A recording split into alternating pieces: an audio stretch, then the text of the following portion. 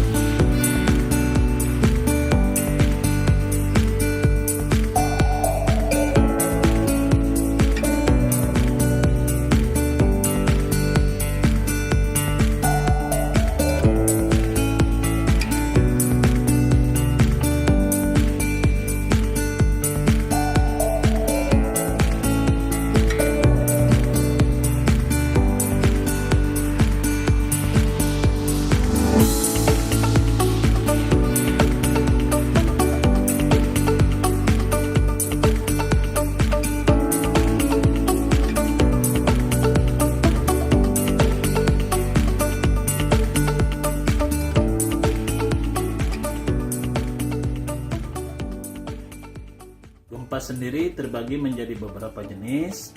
Yang pertama, gempa berdasarkan penyebab atau proses terjadinya.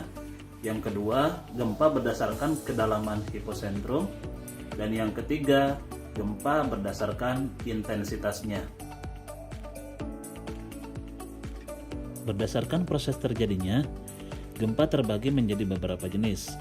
Ada yang dinamakan dengan gempa tektonik, yaitu gempa yang terjadi akibat pergeseran lapisan kulit bumi. Yang kedua, ada gempa vulkanik, yaitu gempa yang terjadi akibat aktivitas gunung berapi. Kemudian yang ketiga ada gempa terban, yaitu gempa yang terjadi akibat adanya tanah yang mengalami penurunan atau longsor.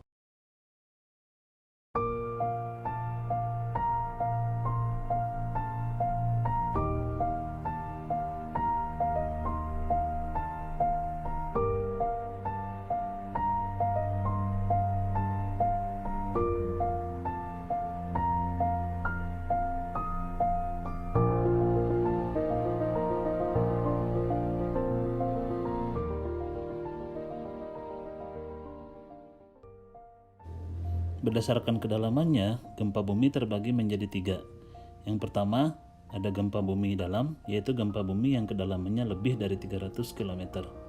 Umumnya, gempa bumi ini tidak terlalu berbahaya. Yang kedua, gempa bumi menengah, yaitu gempa bumi yang kedalamannya 60-300 km. Pada umumnya, gempa bumi ini hanya menimbulkan kerusakan ringan. Yang ketiga adalah gempa bumi dangkal, yaitu gempa bumi yang kedalamannya kurang dari 60 km. Biasanya gempa bumi inilah yang menimbulkan kerusakan besar.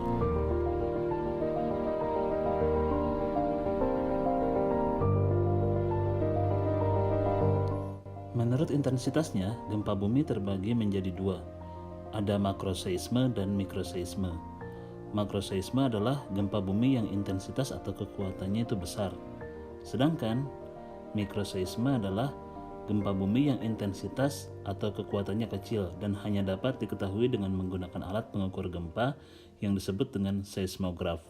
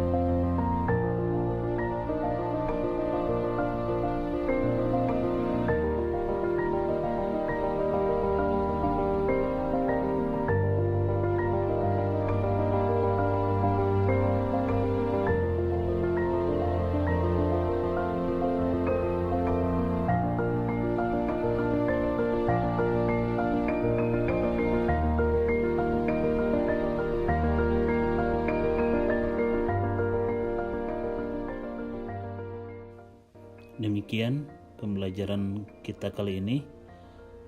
Jangan lupa untuk di like, share, dan subscribe. Terima kasih.